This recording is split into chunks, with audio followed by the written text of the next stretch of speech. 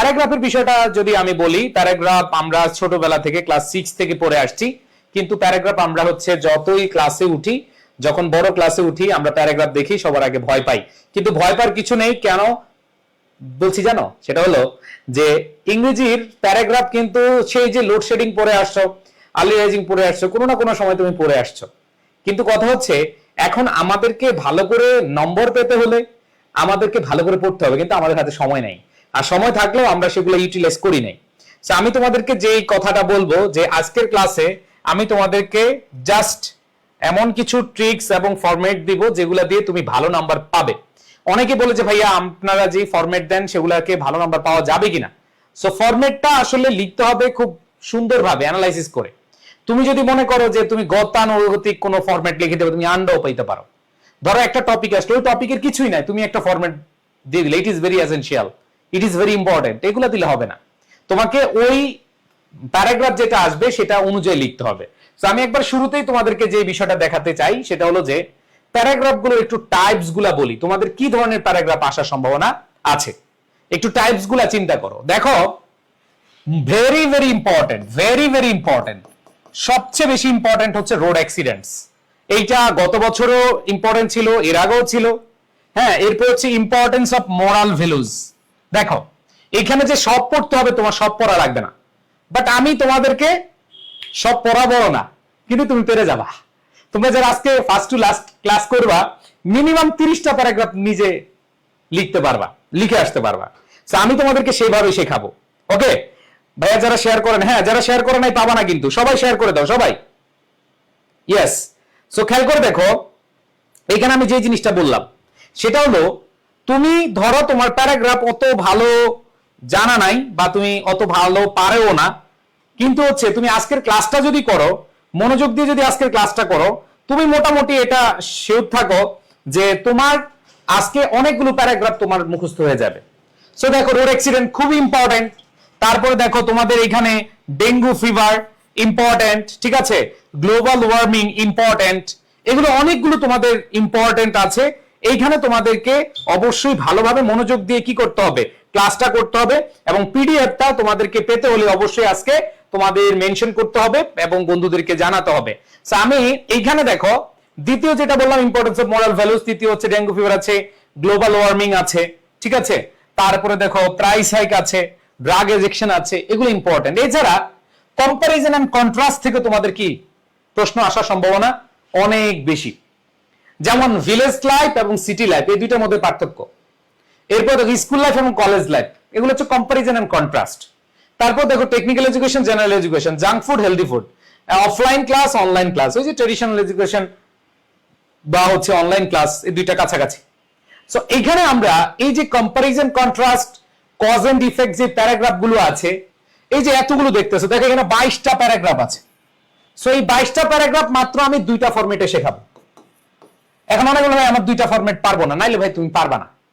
দেখো তোমাদের English first পেপারে একটা প্যারাগ্রাফ আসবে, তোমাদের ফার্স্ট পেপারে একটা প্যারাগ্রাফ আসবে, সেকেন্ড পেপারে একটা প্যারাগ্রাফ আসবে, টোটাল কয়টা প্যারাগ্রাফ? দুইটা প্যারাগ্রাফ আসবে। সো তুমি দুইটা প্যারাগ্রাফের জন্য প্রস্তুতি নিবা না।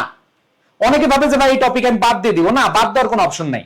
তোমাকে এই দুইটা প্যারাগ্রাফে ভালো করতে হলে তোমাকে অবশ্যই যে জিনিসটা খেয়াল রাখতে হবে, তোমাকে খুঁটিনাটি সবকিছু প্রিপারেশন নিয়ে যেতে হবে। সো আমি এখানে যতগুলো দিছি সবগুলো ইম্পর্টেন্ট না, বাট তুমি অটো পেরে যাবা, তুমি পারবা, ঠিক আছে। ধরো তুমি যেটা চাও না সেটাও তোমার হয়ে যাবে। এটা খুব ব্যাপারটা একটু ইন্টারেস্টিং না? ধরো তুমি কিছু চাচ্ছ না কিন্তু তোমার এটা হয়ে যাবে, সেটা অনেক বড় একটা বিষয় তোমাদের জন্য।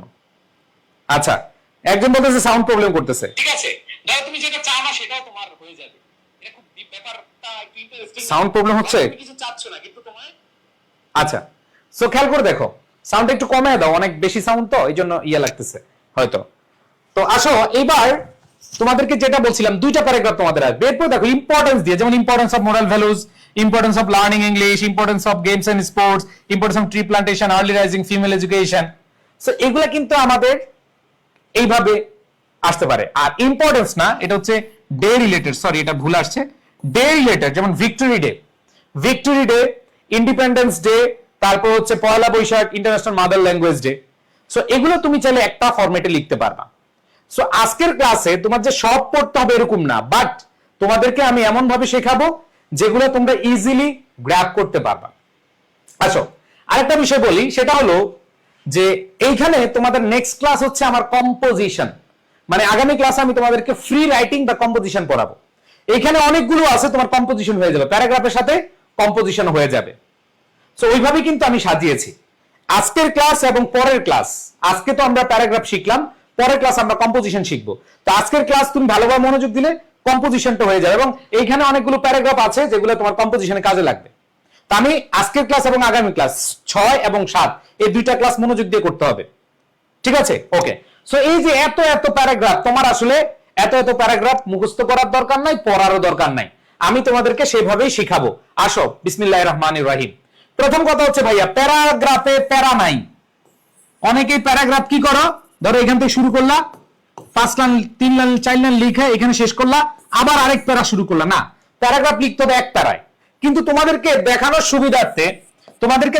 সুবিধার্থে আমি প্যারা প্যারা করে দিছি, তোমাদের মুখস্থ করানোর সুবিধার্থে আমি প্যারা করে দিছি।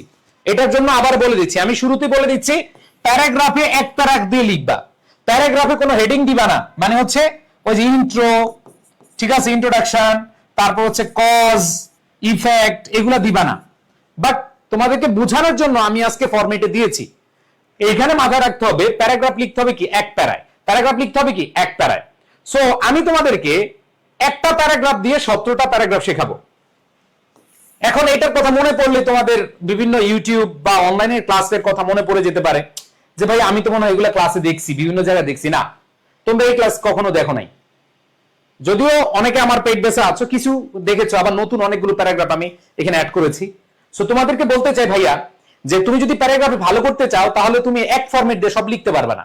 যেমন এখানে যেগুলো আছে কজ এন্ড ইফেক্টের, যেমন রোড অ্যাক্সিডেন্টের কারণ কি, হ্যাঁ এটার ইফেক্ট কি, প্রতিকার কি, এই টাইপের যেগুলো আছে, deforestation, climate change, price hike, এই একটা প্যারাগ্রাফে আমরা 17টা প্যারাগ্রাফ শিখে ফেলবো।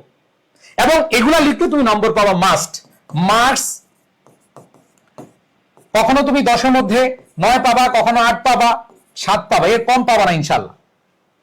সো আমি ধরে রাখবো যে তোমরা ইনশাল্লাহ যদি ভালোভাবে লিখে দিয়ে আসতে পারো, সেখানে তোমরা একটা ভালো মার্ক পাবা।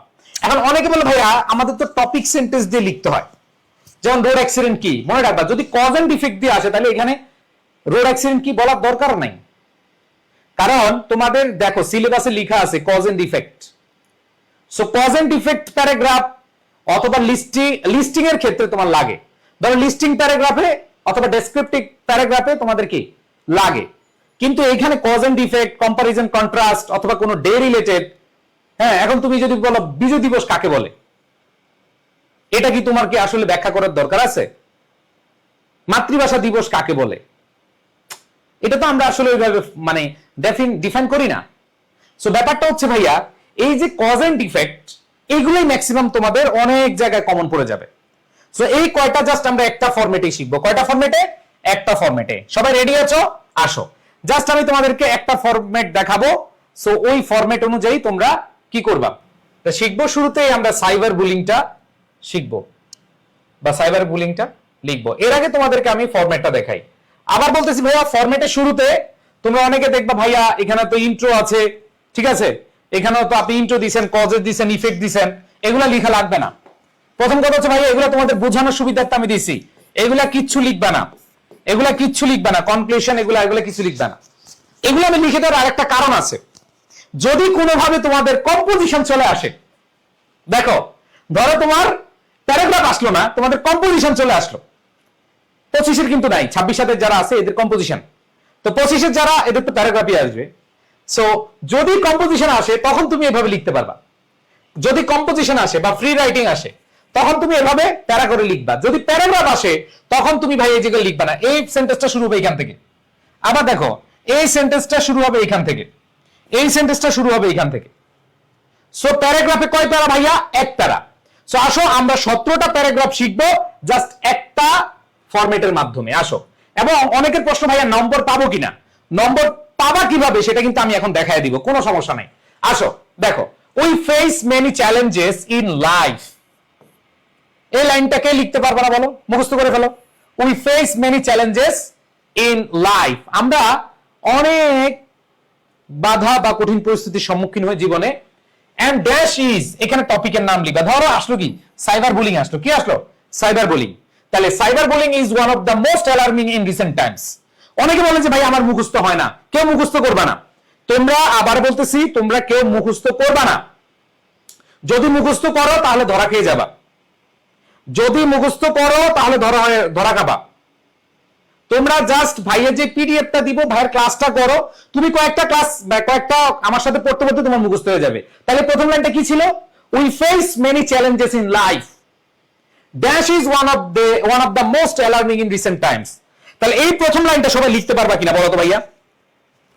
আচ্ছা, সো এখানে এই লাইনটা সবাই লিখতে পারবা? প্রথম লাইনটা, we face many challenges in life and dash is one of the most alarming in recent Times.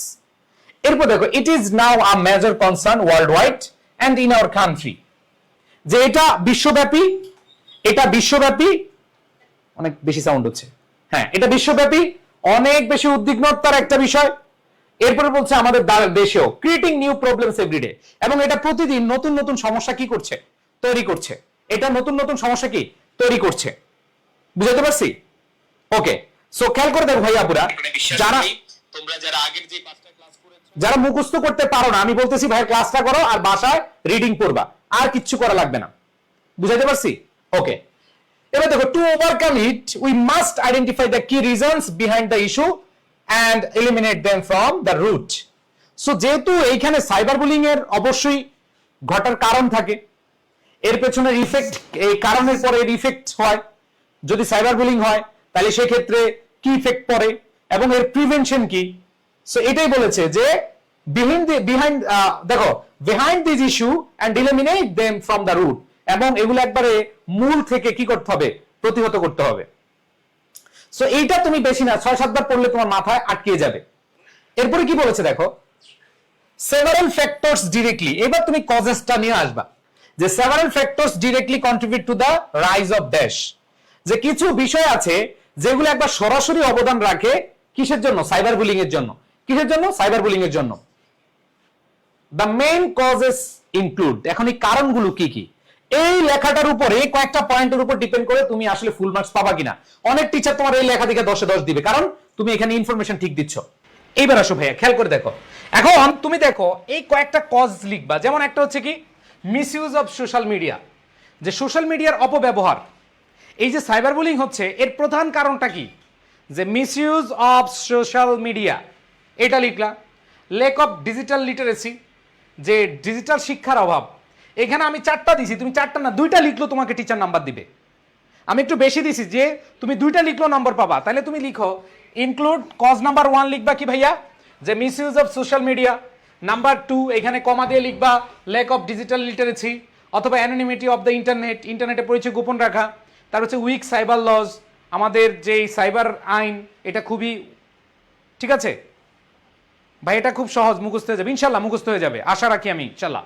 তো এখানে তুমি কয়েকটা কজ লিখলা, 2টা 3টা 4টা 5টা 7টা পর্যন্ত লিখতে পারো, সমস্যা নেই। সো আমি বলবো যে 2-3টা লিখলেই হবে। ফার্দার ফুয়েল দ্য প্রবলেম, এবার দেখো প্রথম তুমি 2টা লিখলা, তুমি চাইলে অ্যাডিশনাল দিয়ে ব্যবহার করলে বেটার। তো আমি কেন অ্যাডিশনালি ব্যবহার করলাম জানো? এই অ্যাডিশনালি, মোর ওভার, এরকম ওয়ার্ডগুলো থাকলে টিচাররা খুশি হয়। তো ধরো তুমি এখানে 1টা 2টা লিখলা, আর অ্যাডিশনালি 1টা লিখলা, 3টা লিখলা। আমি এখানে তোমার 4টা দিছি, তুমি চাইলে 4টা লিখতে পারো। শুরুতে 2টা লিখলা আর অ্যাডিশনালি 2টা লিখলা, ঠিক আছে? ওকে, সো প্রাণপ্রিয় শিক্ষার্থীরা দেখো, তুমি কেন নম্বর বেশি পাবা এটার প্রধান কারণ হচ্ছে তুমি এটার সাথে রিলেভেন্ট লেখা লিখতেছো। ফরম্যাট একটাই, কিন্তু তুমি রিলেভেন্ট লেখা লিখতেছো। তাহলে দেখো তুমি কি লিখলা, মিসইউজ অফ সোশ্যাল মিডিয়া। আমাদের সাইবার বুলিং কেন হয়? যে আমরা সোশ্যাল মিডিয়ার অপব্যবহার করি। ল্যাক অফ ডিজিটাল লিটারেসি, আমাদের ডিজিটাল শিক্ষার অভাব আছে। তারপর হচ্ছে অ্যানোনিমিটি অফ দ্য ইন্টারনেট, ইন্টারনেটে আমাদের কি গোপন রাখা যায় পরিচয়। তারপর হচ্ছে উইক সাইবার লজ, আমাদের সাইবার আইনটা কি দুর্বল। এরপর দেখো problem making it more severe and persistent. তাহলে এখানে কজগুলো লিখলা। এবার দেখো dash has many harmful effects, এবারে তুমি ইফেক্ট লিখবা। আবার বলতেছি ভাইয়া প্যারাগ্রাফ আসলে এই জিনিসগুলো লিখবা না, তোমরা এক ডিলে 2 পাখি মারতেছো। প্যারাগ্রাফ পড়লে কম্পোজিশন লিখতে পারবা, এই জন্য আমি এগুলো তোমাদেরকে দিয়ে দিছি, যাতে করে প্যারাগ্রাফ আসলে তো এগুলো লিখবা না, মানে হচ্ছে এই পয়েন্টগুলো লিখবা না, কিন্তু যদি কম্পোজিশন আছে তখন লিখবা। সো এরপর দেখো dash has many harmful effects. তাহলে এবার টপিকের নামটা দিলা যে cyber bullying has many harmful effects on our lives, it creates numerous complications, এটা অনেক বেশি জটিলতা তৈরি করে। কমপ্লিকেশন অর্থ কি? জটিলতা। কজেস সাফারিং, যেটা দুর্ভোগ ঘটায়। অ্যান্ড ডিসরাপ্ট আওয়ার পিস, আমাদের শান্তি বিঘ্ন করে, ঠিক আছে, বা শান্তি ব্যাহত করে। পিপল ফেস সিরিয়াস ডিফিকাল্টিস, দেখো মানুষ অনেক মারাত্মক জটিলতা মুখোমুখি হয় ডিউ টু দিস ইস্যু, এই ইস্যুর কারণে বা এই সমস্যার কারণে। Which results in problems like effects, এবং ইফেক্টগুলো তুমি কি লিখতে পারো? Mental depression. তাহলে ইফেক্টগুলো লিখো যে এটার কারণে কি হচ্ছে? মেন্টাল ডিপ্রেশন হচ্ছে, অ্যাংজাইটি অ্যান্ড স্ট্রেস হচ্ছে, উদ্বেগ এবং মানসিক চাপ। আজকের ক্লাস যারা শেয়ার করবে না তারা কিন্তু পিডিএফ দেখো।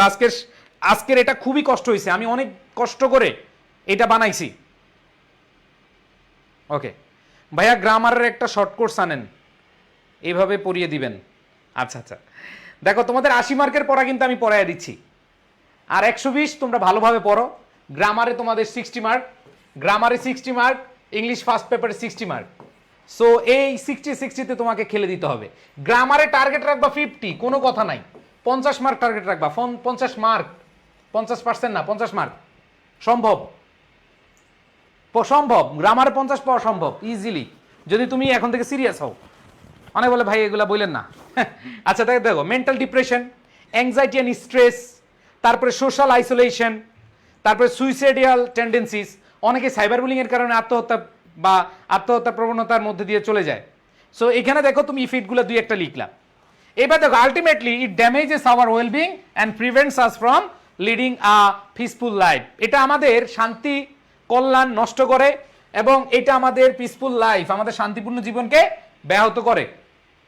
এরপরে দেখো কি বলেছে, প্রিভেনশন, কন্ট্রোলিং ড্যাশ, কন্ট্রোলিং। তাহলে কন্ট্রোলিং কি ভাইয়া? Cyber bullying is tough but possible, যে এটা কন্ট্রোল করা খুব কঠিন বাট সম্ভব। কিভাবে? We should act quickly and take step like prevention লিখলা, ধরো একটা বা দুইটা লিখলা। স্ট্রং প্রাইভেসি সেটিং, তুমি প্রাইভেসি সেটিং স্ট্রং করো। তারপর রিপোর্টিং অ্যাবিউসিভ অ্যাকাউন্টস, ধরো তোমাকে কেউ ডিস্টার্ব করছে, তুমি রিপোর্ট করো, ফেসবুকে বা মেটাতে তুমি রিপোর্ট করতে পারো। এরপর দেখো প্যাটার্নাল সুপারভিশন, বাবা মা তদারকি থাকতে হবে, ঠিক আছে। তুমি এদিক সেদিক চলে যাবা, বাবা মা তোমাকে দেখবে না, তাহলে তো সমস্যা আছে, ঠিক আছে। ভাইয়া একটা শর্ট কোর্স আনেন। আচ্ছা আসো। সো এরপরে খেয়াল করে দেখো, strict law enforcement, strict law enforcement. এখানে তোমার কি রাখতে হবে? যে কঠোর আইন প্রয়োগ করতে হবে। সো এইখানে ভাইয়া তুমি 2-4টা লিখবা। এখন আমাকে বলো, তুমি লিখার পরে কি দাঁড়াইলো? ধরো তুমি লিখলা steps like strong privacy setting, এরপর কমা দিয়ে লিখলা রিপোর্টিং অ্যাবিউসিভ অ্যাকাউন্টস, ঠিক আছে। এরপরে লিখলা প্যাটার্নাল সুপারভিশন অথবা স্ট্রিক্ট ল এনফোর্সমেন্ট। এগুলো লিখলে তোমার সুন্দর হয়ে যায় না? এরপর raise awareness and follow proper plan. এরপর হচ্ছে by knowing the causes and acting fast we can reduce and dash we can reduce cyber bullying and solve it step by step.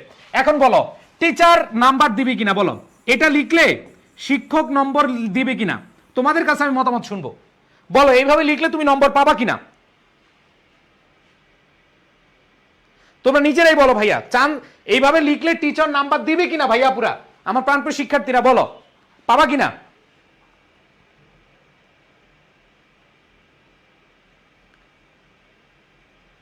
ভাইয়া ওয়ান শট কোর্স আনেন। আরে বাবা কত কিছু।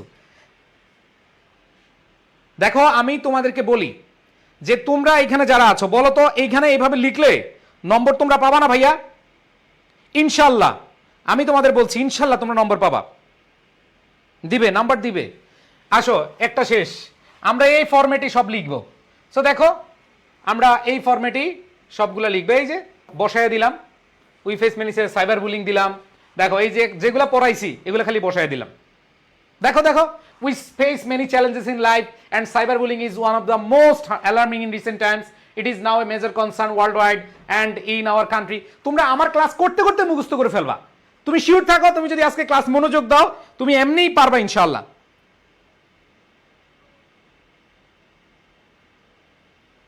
ওকে, তারপরে দেখো to overcome it we must identify the key reasons behind, দেখো behind this issue and eliminate them from to root several. দেখো আমি কিন্তু কোনো ইয়ে দেই না। দেখো আমি যখন লিখেছি প্যারাগ্রাফ তখন কিন্তু আমি কোনো কি দেই নাই, প্যারা দেই নাই। সব লিখতেছি দেখো। several factors directly contribute to the rise of cyberbullying. The main causes includes misuse of social media, lack of digital literacy, anonymity of the internet, and desire for revenge or dominance. Additionally, weak cyber, lack of paternal supervision, easy access to digital device further fuel problem. ঠিক আছে, এরপরে এই জিনিসগুলো আমরা কয়েকটা আমি বেশি করে দিছি, কিন্তু তোমাদের এখানে দরকার নাই, আমি একটু বেশি করে লিখে দিছি, বাট তোমরা এই পয়েন্ট থেকে 2টা 3টা করে লিখে দিবা, শেষ। এত বেশি লেখারও দরকার নাই। আমি তো বলে দিলাম যে তোমরা যদি 4টা না 5টা না 6টা না 2টা করে লিখো তাইলেও পারবা। এবার আসো, আমরা এখন চলে যাব পরবর্তীতে ডেঙ্গু ফিভার। ডেঙ্গু ফিভার একই ফরম্যাট দিয়ে আমরা ডেঙ্গু ফিভার লিখবো। আসো, একটা জিনিস দিয়ে আমরা ডেঙ্গু ফিভার লিখবো। তাহলে দেখো, we face many challenges in life and dash is one of the most alarming in recent Times. দেখো, এই যে দেখো ডেঙ্গু, আমাদের যে ডেঙ্গুর ইফেক্ট, ডেঙ্গু কেন হয়, ডেঙ্গুর প্রভাব কি, এবং ডেঙ্গু কিভাবে আমরা প্রতিরোধ করতে পারি, এই জিনিসটা আমরা লিখবো। তাহলে এখানে দেখো সেম জিনিসই থাকবে, তুমি খালি কজ লিখবা। যেমন দেখো, এডিস মসকিটো বাইটস, এটা কেন ঘটে, কারণ হচ্ছে এডিস মশা কামড়ায়। তাই দেখো, এডিস মসকিটো বাইটস, তাহলে এটা কমা দিয়ে লিখলা। এরপর লিখলা স্ট্যাগনেন্ট ক্লিন ওয়াটার, জমে থাকা পানি, দেখবা যে পানি জমলে মশা হয়, পানি জমলে মশা হয়, ছোট ছোট মশা, ঠিক আছে। এরপর দেখো ল্যাক অফ ক্লিনলিনেস, পরিষ্কার পরিচ্ছন্নতার অভাব, এজন্য কি হয়, ডেঙ্গু হয়। তারপর দেখো আনকভার্ড ওয়াটার পটস, খালি মানে পানির পাত্রতে পানি আছে কিন্তু সেটা খোলা। সো এগুলাতে আসলে কি হয়, এখানে তোমার এই 2-3টা কজ তুমি লিখবা। প্রথম লিখলা 2টা, এডিশনাল দিয়ে দেখলা 2টা, অথবা প্রথম 3টা এডিশনালি একটা লিখলা, অথবা প্রথমে একটা পরে একটা এডিশনালি দিয়ে লিখলা। তোমার যদি 4টার মধ্যে 4টা মনে না থাকে, আরে ভাই ডেঙ্গু জ্বরের কারণ এটা তো সবাই জানো, তাই না? এখানে যারা আছো ভাই, প্যারাগ্রাফ তো ছোট হয়ে যায়, কি বলে রে ভাই, তোমাদের আসবে 150 ওয়ার্ড, এখানে আছে প্রায় 200-250, তোমরা ছোট করবে আরো, এর চেয়ে আর বড় লিখার দরকার নাই। অনেকে ভাবো যে কি করবা, যে তোমরা যত বেশি লিখবা তত বেশি টিচার নাম্বার দিবে, না, এখন আর এই দুনিয়া নাই, পেজ গুনে গুনে তোমাদের নাম্বার দেওয়ার সুযোগ কমে গেছে।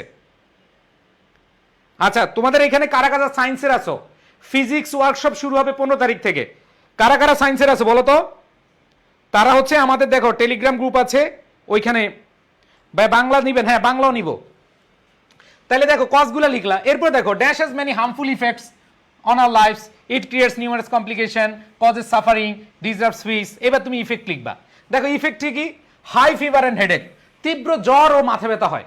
দেখবা যাদের ডেঙ্গু জ্বর হয়েছে অনেক কি হয়, তাহলে হাই ফিভার অ্যান্ড হেডেক, তীব্র জ্বর ও মাথা ব্যথা থাকে। পেইন বিহাইন্ড দ্য আইজ, চোখের পেছনে ব্যথা হয়, এখানে ব্যথা হয়, বুঝছো? এরপরে দেখো কি হয়, স্কিন র্যাশেস, যে র্যাশ হয়, লাল দাগ হয়, হ্যাঁ স্কিন লাল দাগ হয়ে যায়। এরপরে তুমি লিখতে পারো যে এখানে রিস্ক অফ ডেথ, অনেক সময় কি হয়ে যায়, সিভিয়ার কেজে মারা যায়, তাহলে এটা হচ্ছে প্রভাব। এবার তুমি প্রতিকার লিখবা। যেমন দেখো প্রতিকার কি, controlling dash is tough but possible, we should act quickly, take step like prevention. এখন প্রিভেনশনগুলো লিখবা। তাহলে দেখো ইউজিং মসকিটো নেটস, যে মশার দেখো ওই মশার জাল বা মশারি টাঙ্গাতে হবে, মশারি ব্যবহার করা। ক্লিনিং সারাউন্ডিংস, আশেপাশে সব কিছু ক্লিন করতে হবে।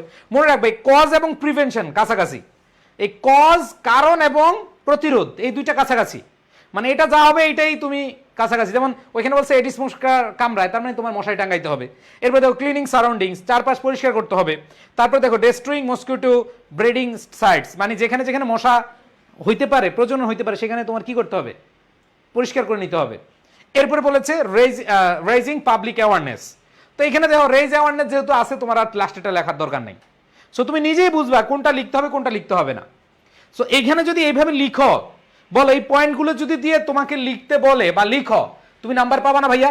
তাহলে ডেঙ্গু ফিভার পারবা কিনা বলো, ডেঙ্গু ফিভার পারবা কিনা? একটা ফরম্যাটেই তোমাদের 17টা শেষ।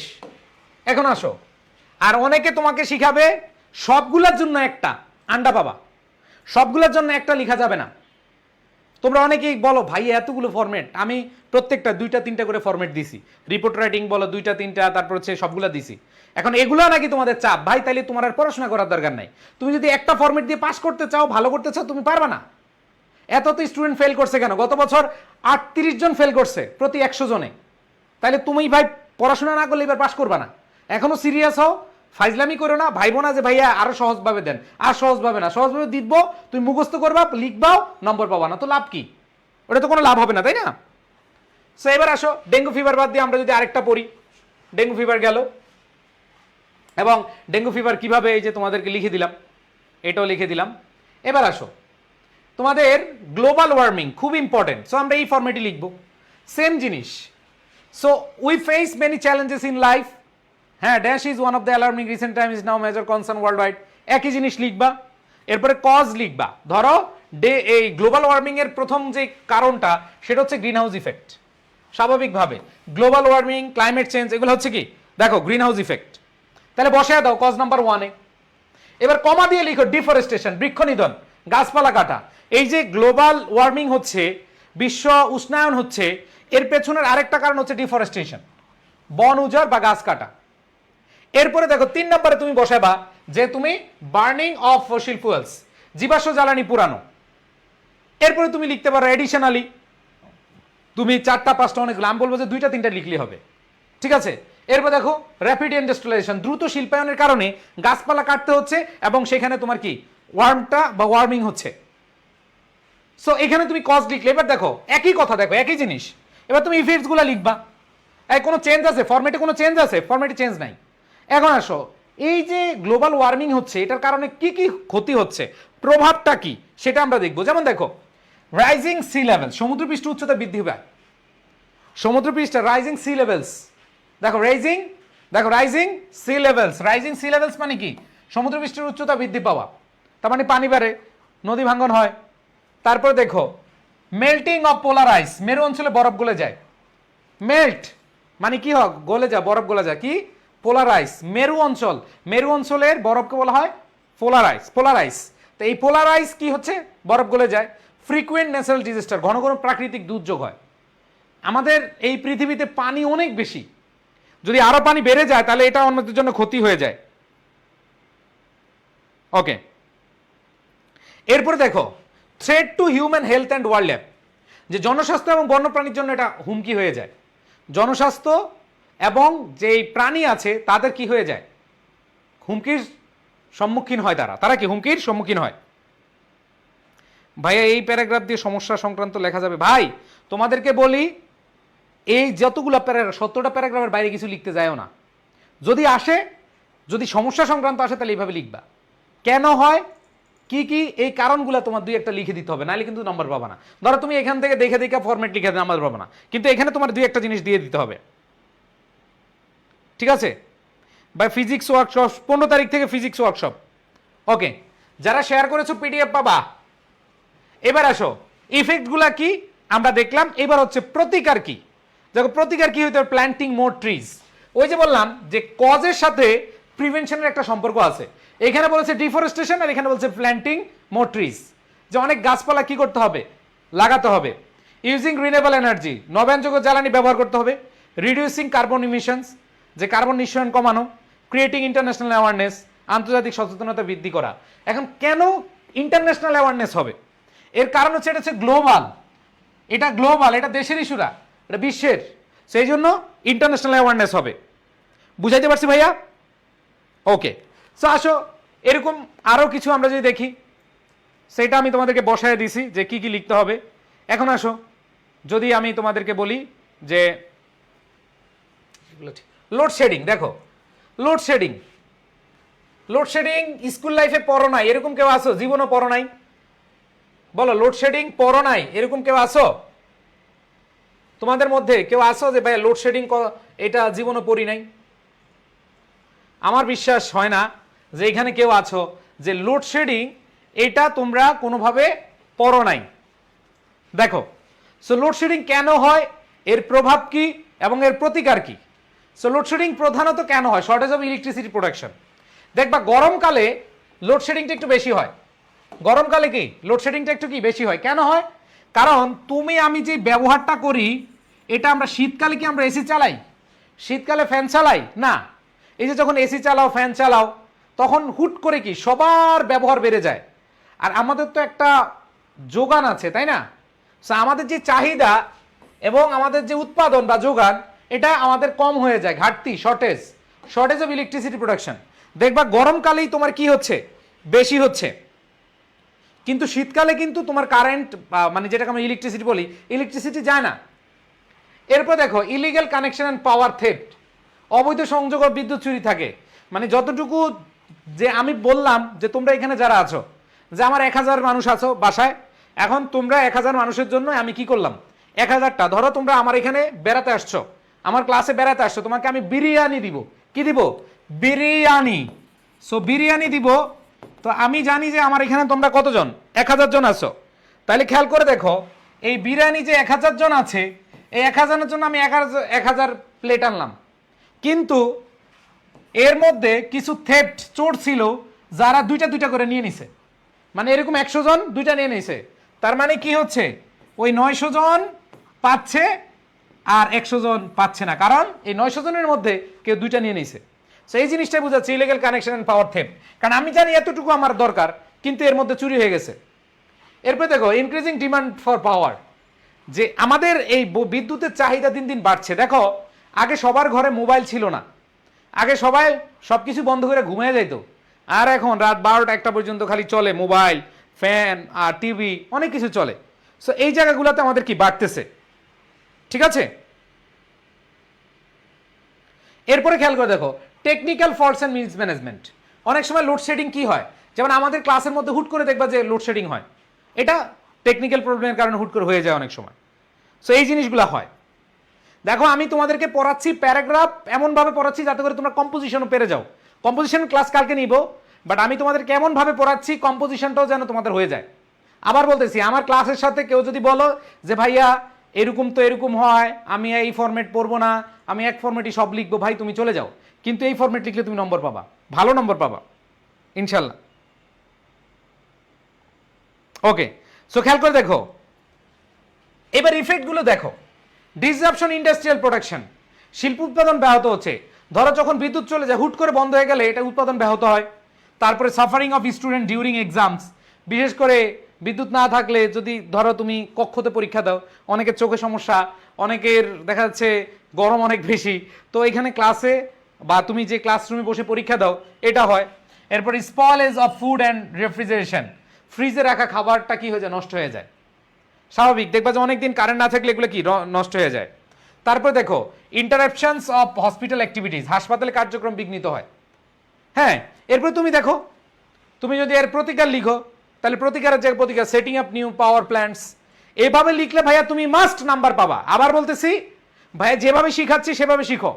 তোমার কাছে মনে হইতে পারে কঠিন, কিন্তু কয়েকবার পড়লে তুমি এটা যদি বেশি না 39 বার না 19 বার পড়ো, 19 বার পড়লেই তোমার মাথায় ঢুকে যাবে। এবং প্রত্যেকটা রিডিং পড়বে, একটা একটা করে রিডিং পড়বে, তুমি এমনি পারবা ইনশাল্লাহ। তাহলে দেখো সেটিং আপ নিউ পাওয়ার প্ল্যান্টস, যেহেতু শর্টেজ তার মানে এখানে তোমাকে পাওয়ার প্ল্যান্ট কি করতে হবে, বাড়াতে হবে। তারপরে দেখো স্টপিং ইলিগেল পাওয়ার কানেকশন, ওই যে দেখো কানেকশন ছিল তুমি এটা স্টপ করবা। Using solar energy as an alternative, যে সৌরবিদ্যুৎ ব্যবহার করতে বলছে, তা আমাদের দেশে সৌরবিদ্যুৎ ব্যবহার হয়, আরও ব্যবহার করা উচিত বেশি বেশি। এরপর দেখো ইনশোরিং প্রপার ম্যানেজমেন্ট, এবং সঠিক ব্যবস্থাপনা নিশ্চিত করতে হবে। সো লোডশেডিং এর ক্ষেত্রে তুমি এভাবে পড়তে পারো। এরপর দেখো এরকম লোডশেডিং ছাড়াও আরো অনেক আছে, যে ভাইয়া জাস্ট এই একটা দিয়ে তুমি সব লিখতে পারবা। ধরো তোমার আসলো, এগুলো না ঠিক করলাম ভাইয়া রে,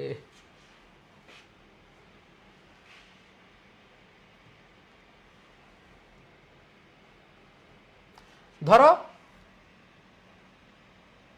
রোড অ্যাক্সিডেন্ট, খুবই ইম্পর্টেন্ট ভাইয়া, রোড অ্যাক্সিডেন্ট, রোড অ্যাক্সিডেন্ট খুবই ইম্পর্টেন্ট একটা প্যারাগ্রাফ। সো রোড অ্যাক্সিডেন্ট কেন হয়, এর প্রভাব কি হয় এবং এর প্রতিকার কি, এগুলো আমরা সব জানি। রোড অ্যাক্সিডেন্ট, সো এটা কেন হয়, তুমি কজ ড্রাইভার, রেকলেস ড্রাইভিং, ঠিক আছে, তারপর হচ্ছে আনস্কিল ড্রাইভার্স, যে রোড অ্যাক্সিডেন্ট কেন হয়, তুমি বেপরোয়া, বেপরোয়া যদি কি চালাইতে থাকো, উল্টাপাল্টা চালাও। এরপর দেখো আনস্কিল ড্রাইভার্স, অনেক অদক্ষ চালক, এই যে আমাদের দেখলাম যে কয়েকদিন আগে ঘাটে হচ্ছে লঞ্চ ফেরিঘাটে বাস পড়ে গেছে, তো সেখানে আমরা দেখেছি যে যে হচ্ছে এটা করতে গেছে সে হেল্পার ছিল। সো এই যে দেখো অদক্ষ ড্রাইভার বা চালক। এবার দেখো ওভার স্পিডিং, অতিরিক্ত গতি ছিল, অতিরিক্ত গতি থাকার কারণে রোড অ্যাক্সিডেন্ট হয়। পুয়ার রোড কন্ডিশন, রাস্তার অবস্থা একবারে পুরোই খারাপ। এরপর হচ্ছে violation of traffic rules, traffic আইন ভঙ্গ করা, বলে এখানে 40 স্পিডে চালাবা, চালায় হচ্ছে 80-তে। সো এই কারণগুলা ভাই তুমি কি নতুন শুনছো, এই কারণগুলা কি তুমি নতুন শুনছো? নতুন শুনো নাই, তার মানে তুমি কারণ বসিয়ে দিবা। এবার ইফেক্টগুলা কি? দেখো, লস অফ লাইফস, প্রাণহানি হয়, মৃত্যু হয়, সিরিয়াস ইনজুরিজ হয়, ইকোনমিক লস হয়, স্বাভাবিকভাবে অ্যাক্সিডেন্ট হলে অর্থনৈতিক ক্ষতি হয়, তারপরে ট্রাফিক কনজেশন, যানজট হয়, সোশ্যাল সাফারিং হয়। স্বাভাবিকভাবে আমরা এরকম দেখেছি, তোমরাও হয়তো পেয়েছো, ধরো রাস্তায় একটা দুর্ঘটনা ঘটছে, একটা অ্যাক্সিডেন্ট হয়েছে, দেখবা সব বাস অফ, যানজট সৃষ্টি হয়, দেখো যানজট সৃষ্টি হয়। এরপর দেখো প্রতিকার কি? Strict traffic laws. এই যে এটার সাথে দেখো, আমি বলছি কজ এবং প্রিভেনশনের সাথে একটু মিল থাকবে। স্ট্রিক্ট ট্রাফিক লজ, তারপরে প্রপার ড্রাইভার ট্রেনিং। দেখো আনস্কিল ড্রাইভার, এখানে কি লিখলা? Proper driver training. তারপরে দেখো ওভার স্পিডিং, তুমি লিখবে স্পিড কন্ট্রোল অ্যান্ড মনিটরিং। আবার দেখো পুয়ার রোড কন্ডিশন, তার মানে ডেভেলপমেন্ট অফ রোড। এরপর দেখো পাবলিক অ্যাওয়ারনেস। সো এই যে কজের সাথে প্রিভেনশন কিন্তু ইজি। সো তুমি এটার মতো করে লিখে এগুলা বসায় দিবা। আর এগুলা কি তুমি ভাই নতুন জানো? লোডশেডিং কেন হয়, রোড অ্যাক্সিডেন্ট কেন হয়, এগুলা কি নতুন জানো? জানো না, এগুলো আগে থেকে জানো, জাস্ট বসায় দিবা। এরপর দেখো তোমাদেরকে এগুলো দেখা, এগুলো আশা করি মানে না পড়াইলেও চলবে। যেমন ফুড অ্যাডাল্টারেশন। ফুড অ্যাডাল্টারেশন কেন হয়? খাদ্যে ভেজাল কেন হয়, বা খাদ্যে ভেজাল আমরা কেন করি? অতিরিক্ত লাভের আশায়, তাই না? সো আমি দেখাচ্ছি তোমাদেরকে।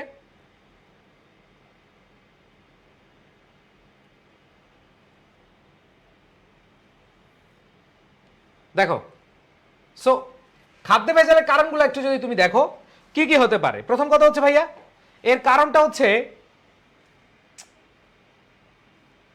হ্যাঁ দেখো কারণটা হচ্ছে হায়ার প্রফিট, অতিরিক্ত মুনাফা করতে চায়। খাদ্য ভেজাল দিয়ে অতিরিক্ত কি মুনাফা করতে চায়। তারপরে দেখো ল্যাক অফ স্ট্রিক্ট লস, আইনের অভাব, কঠোর আইনের অভাব, poor monitoring system, high demand for low cost food, কম খরচে উচ্চ খাদ্য চাহিদা। ঠিক আছে, এরপর হচ্ছে ল্যাক অফ কনজিউমার অ্যাওয়ারনেস, ভোক্তারা তো অ্যাওয়ার না।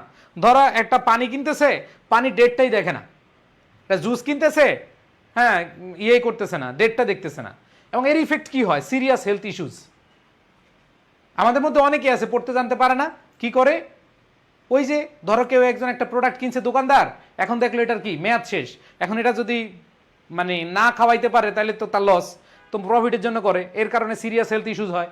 এরপর দেখো ফুড পয়জনিং হয়, উইক ইমিউনি সিস্টেম হয়, loss of nutritional value, increase medical expenses.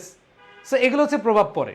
আর এদের প্রতিকার যদি বলো, ইমপ্লিমেন্টিং স্ট্রিক্ট ফুড লস, কঠোর খাদ্য আইন প্রণয়ন, strengthening monitoring system, public awareness বাড়াতে হবে, encouraging organic food and production. তারপর হচ্ছে প্যানালাইজিং ফুড অ্যাডাল্টারেটস, যারা এই খাদ্যে ভেজাল করায় তাদেরকে শাস্তি দিতে হবে। সো এই জিনিসগুলো ভাই তুমি যদি লিখো, তুমি নম্বর পাবা না কেন বলো? একটা জিনিস তুমি ঠিক রেখে বাকিগুলা লিখতে থাকো, বাকিগুলা লিখতে থাকো। ওকে, আচ্ছা ভাইয়া, হ্যাঁ একটু খেয়াল করে দেখো ভাইয়া, একটু মনোযোগ দাও। অনেকে বলতেছে পিডিএফ কোথায় পাবো, যারা শেয়ার করেছে পিডিএফ পেয়ে যাবে জায়গা মতো। এবার দেখো প্রাইস হাইক, ওরে বাবা রে বাবা, খুবই ইম্পর্টেন্ট। এগুলো না ঠিক করলাম রে ভাই। আচ্ছা এই বলো, দ্রব্যমূল্যের ঊর্ধ্বগতির কারণগুলো কি বলো? এখানে তোমরা যারা আছো, তোমরা ছোটবেলা থেকেই পড়ে আসছো দ্রব্যমূল্যের ঊর্ধ্বগতি কেন হয় বা কারণটা কি।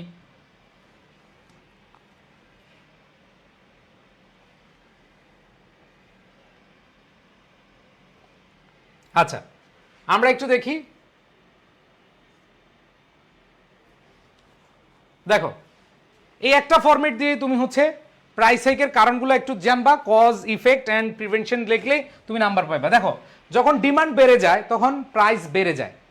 দেখো তোমরা অনেকে দেখবা আমাদের আই এডুকেশনের কোর্সে একটু দাম বেশি, আমাদের পেইড কোর্সের দাম একটু বেশি থাকে। সো এটা হচ্ছে ডিমান্ড বেড়ে গেছে না, আমরা যে জিনিসটা দেখি যে আমরা আসলে ভালো সার্ভিস দিলে এই জিনিসগুলো হয়, কোর্সের ক্ষেত্রে এটা হয়। বাট এখানে তোমাদেরকে বলবো দ্রব্যের ক্ষেত্রে যেটা হয়, যখন দেখবা যে তেল নাই তেল নাই তেল নাই, তেল পাচ্ছে না, তেলের দাম বাড়ানোর জন্য কি একটা সিন্ডিকেট দাঁড়ায় থাকে। এরপর দেখো সাপ্লাই চেইন ডিসরাপ্ট, যারা সাপ্লাই করে এদের মধ্যে একটা বিঘ্নিত একটা জটিলতা তৈরি হয়। এরপর হচ্ছে মুদ্রাস্ফীতি, তার মানে হচ্ছে তোমার টাকার ভ্যালু কমে গেল কিন্তু প্রোডাকশন বা প্রোডাক্টের দাম বেড়ে যায়, এটা হচ্ছে মুদ্রাস্ফীতি। ন্যাচারাল ডিজাস্টার, প্রাকৃতিক দুর্যোগের কারণে কি হয়? এই প্রাইস হাইক হয়। তারপর হচ্ছে গভর্নমেন্ট পলিসি, সরকার অনেক সময় নীতি করে দ্রব্যের দাম বাড়ায় দেয়, অথবা বাজেট পাস করে, ধরো তোমার দ্রব্যের দাম কিভাবে বাড়ে জানো? এই যে সরকারি যেটা বলছে, ধরো কোনো আগে যে বিড়ি সিগারেটের দাম কম ছিল, সিগারেটের উপরে তোমার ট্যাক্স ভ্যাট বসায় দিছে, তাহলে ভ্যাট যখন বাড়ে তোমার কি অটো কি ওইটার দাম ওপরে বাইরে যায়। এরপর দেখো ইফেক্টস রিডিউস পারচেসিং পাওয়ার, এবং যখন দামটা বেড়ে যায় তখন আমরা পারচেসটা কম করি। এরপর দেখো ইনফ্লেশনের প্রেশার, মুদ্রাস্ফীতি চাপ, economic instability, social unrest, impact on low income হাউসহোল্ডস, যে যারা আসলে কম আয়ের পরিবার তাদের আসলে অনেক বেশি প্রবলেম হয়, তারা কি হয় তাদের যে খরচটা কমিয়ে দেয়। আর প্রিভেনশন হচ্ছে কি ফিসক্যাল অ্যান্ড মনিটারি পলিসি, এখানে একটা মানে নীতি থাকতে হবে। কারণ তুমি মন চাইলে সরকার আজকে এটা বাড়ায় দিল, কালকে ওটা বাড়ায় দিল, এটার উপরে কর আরোপ করলো, এভাবে তো হবে না। তো এটার একটা নীতিমালা থাকতে হবে। তারপরে দেখো রেগুলেশন অফ মার্কেটস, বাজার নিয়ন্ত্রণ, control of market of regulation of, বাজারকে নিয়ন্ত্রণ করার যে জায়গাটা থাকতে হবে। ইনভেস্টমেন্ট ইন ইনফ্রাস্ট্রাকচার, অবকাঠামোগত বিনিয়োগ করতে হবে। ধরো তুমি রংপুর থেকে অথবা কুড়িগ্রাম থেকে কোনো প্রোডাক্ট আনবা, এখন তোমার যাতায়াত ব্যবস্থা ভালো না, তখন এই যে যাতায়াত ব্যবস্থা ভালো না থাকার কারণে তোমার ওইখান থেকে ঢাকা আনার জন্য বা পণ্য যে পরিবহন খরচটা বেড়ে যায়। আর পণ্য পরিবহন খরচ যখন বেড়ে যাবে তখন অটো এটা কি হয়ে যায়, দামটা বেড়ে যায়। এই জন্য বলেছে ইনফ্রাস্ট্রাকচার ডেভেলপমেন্ট করতে হবে। তারপরে হচ্ছে প্রাইস কন্ট্রোলস অ্যান্ড সাবসিডিজ, দেখো সাবসিডিজ এখানে মূল্য নিয়ন্ত্রণ এবং ভর্তুকি থাকতে হবে সরকারের পক্ষ থেকে। তারপর হচ্ছে promotion of competition in market, বাজারে প্রতিযোগিতা বৃদ্ধি করতে হবে। একচেটিয়া যখন মার্কেট থাকে তখন এমনি দাম বাড়ায় ফেলে। তো এই জিনিসগুলো ভাই তোমরা কয়েকবার রিডিং পড়লে এগুলা পেরে যাবে একটা দিয়ে। দেখো এখানে তোমরা যেগুলো আছে ডিফরেস্টেশন আছে, তারপরে হচ্ছে ক্লাইমেট চেঞ্জ আছে, ঠিক আছে, ক্লাইমেট চেঞ্জ আছে, তারপর হচ্ছে পরিবেশ দূষণ মানে এনভায়রনমেন্ট পলিউশন আছে, এগুলো একবার করে রিডিং পড়বা, আশা করি এগুলো সব পেরে যাবা। আমি এগুলো আর বেশিক্ষণ দেখাইতে চাচ্ছি না। হ্যাঁ, সো এই ফরম্যাটটা তোমরা কয়েকবার পড়লে হয়ে যাবে, ঠিক আছে, আর সমস্যা নাই আশা করি। এবার আসো যৌতুক প্রথা এগুলো আছে। হ্যাঁ, এবার আসো আমাদের কম্পারিজন অ্যান্ড কন্ট্রাস্ট, ওগুলো সব সেম। কম্পারিজন অ্যান্ড কন্ট্রাস্ট, এখানে আমি তোমাদের বলবো যে তোমাদের কম্পারিজন কন্ট্রাস্ট আসার সম্ভাবনা আছে, এবং যদি থাকে এগুলা সহজভাবে শিখতে হবে। একটা ফরম্যাট দিয়ে শিখবা, বাকিগুলো লিখে দিয়ে আসবা। তোমাদের প্যারাগ্রাফের কিন্তু অনেকগুলো টাইপ আছে, এখন তুমি যেই টাইপ যেভাবে লিখতে হবে সেটাই শিখতে হবে। যদি তুমি উল্টাপাল্টা শিখো কোনো লাভ হবে না। সো আমি তোমাদেরকে এতক্ষণ দেখাচ্ছি কজ অ্যান্ড ইফেক্ট, এখন হচ্ছে কম্পারিজন অ্যান্ড কন্ট্রাস্ট দেখাবো। সো কম্পারিজন অ্যান্ড কন্ট্রাস্টের ক্ষেত্রে তোমাদেরকে বলবো যে দুইটা জিনিসের সাথে তোমার কি থাকবে, কম্পেয়ার করা হবে এবং সেই অনুযায়ী তুমি লিখবে। এখন এটার জন্য একটা ফরম্যাট শিখবা। কয়টা? একটা ফরম্যাট শিখলেই এনাফ। অনেকেই ভাবো যে ভাইয়া তোমাদের প্যারাগ্রাফ কিন্তু অনেক, দুইটা, ফার্স্ট পেপারও আসবে, সেকেন্ড পেপার আসে, এই জন্য তোমাকে প্যারাগ্রাফ একটু কষ্ট করতে হবে। অনেকে ভাবো যে ভাই কম পড়ে কিভাবে ভালো করা যাবে। ভাই এই রাইটিং পার্টে প্যারাগ্রাফে এই চিন্তা ভাবনা করো না, কারণ এখানে তোমার পড়েই তারপরে কি করতে হবে। পরেরগুলো সহজ আছে, আমরা এগুলো দেখব একটা একটা করে। আমরা এখন দেখি school life and college life. দেখো school life and college life, এর আগে আমরা একটা ফরম্যাটটা পড়ে মোটামুটি সব ক্লিয়ার হব। আসো দেখো এই ফরম্যাটটা আমরা লিখব যখন কম্পারিজন অ্যান্ড কন্ট্রাস্ট আসবে। ফরম্যাটটা কি? The difference. ডিফারেন্স মানে কি? পার্থক্য। ইন ভ্যারিয়াস আসপেক্ট, বিভিন্ন বিষয়ে, যে বিভিন্ন বিষয়ে পার্থক্য অফ লাইফ, আমাদের জীবনে, highlight both benefits and challenges of its, যে প্রত্যেকটা জিনিসের এপিট ওপিট থাকে, প্রত্যেকটা জিনিসের ভালো দিক থাকে, খারাপ দিকও থাকে, তাই না? প্রত্যেকটা জিনিসের কি ভালো দিক থাকে, খারাপ দিকও থাকে। এরপর তুমি প্যারাগ্রাফটা লিখলা, যেমন school life and college life has its own advantages, যে school life and college life has its own advantage and disadvantages, যে এটার কি আছে, উপকারিতা বা সুবিধা অসুবিধা আছে ইন ইটস ফিল্ড, এটার মাঠ অনুসারে। তাহলে দেখো তুমি কিভাবে পড়লা, the difference in various aspect of life, যে আমাদের জীবনের বিভিন্ন বিষয়ে যে পার্থক্য, এইটা highlight both the benefits and challenges of is, এটা দেখায়, হাইলাইট কি দেখায়, আমাদেরকে একবারে তুলে ধরে কিভাবে, এটার বেনিফিটও দেখায়, আবার এটার যে চ্যালেঞ্জ, এটার যে জটিলতা সেটাও আমাদেরকে দেখায়।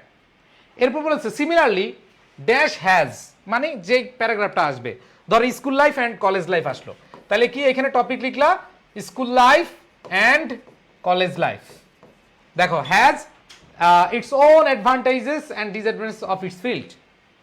এরপর দেখো let's explore how this differences shape our lives. So এইখানে তুমি দুইভাবে লিখতে পারো, যে এটাকে তুমি আলাদা করে, যে school life versus college life, এইভাবে না দিয়ে তুমি এখানে হ্যাজ না দিয়ে হ্যাভও ধরতে পারো। হ্যাভ, এবার দেখো দেয়ার, এখানে ইটস না লিখে দেয়ার লিখতে পারো, দুইটাকে প্লুরাল ধরে।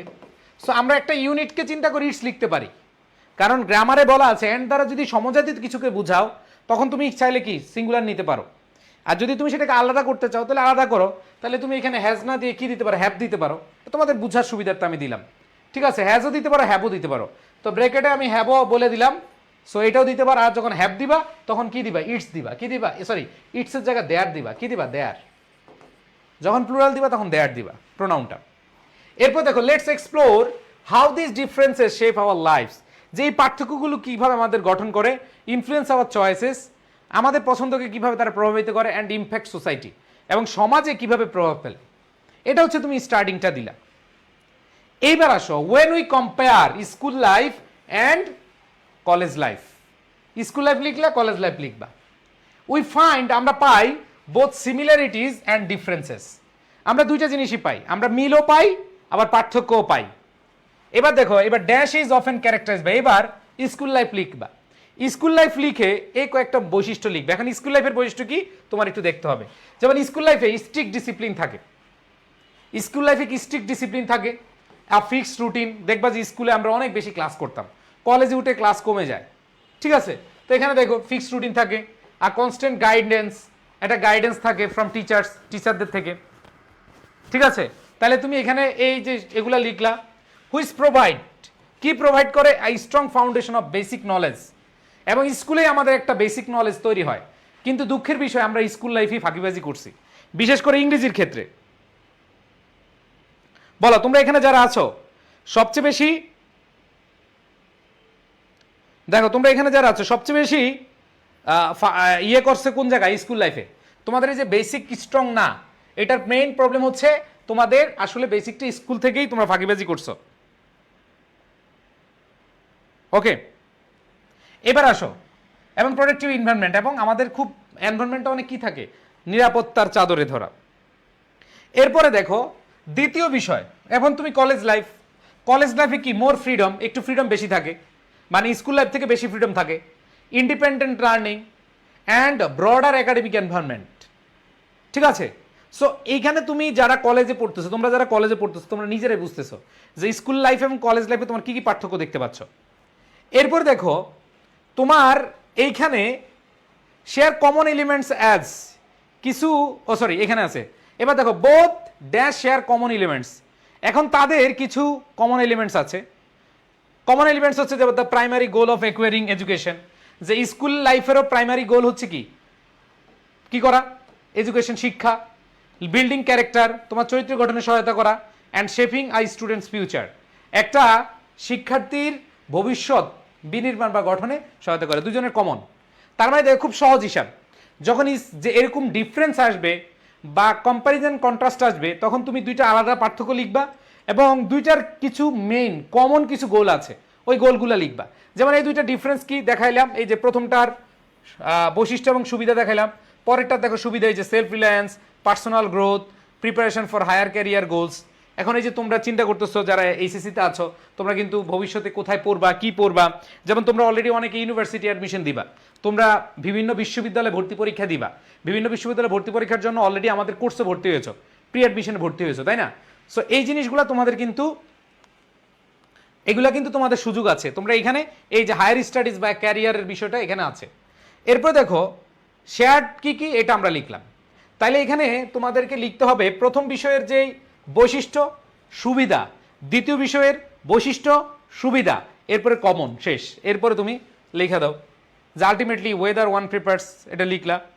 তারপর হচ্ছে in the end whether we choose one over the other, we find balance between of the two, it is diversity and richness of experience that truly enrich our lives and broaden our perspective.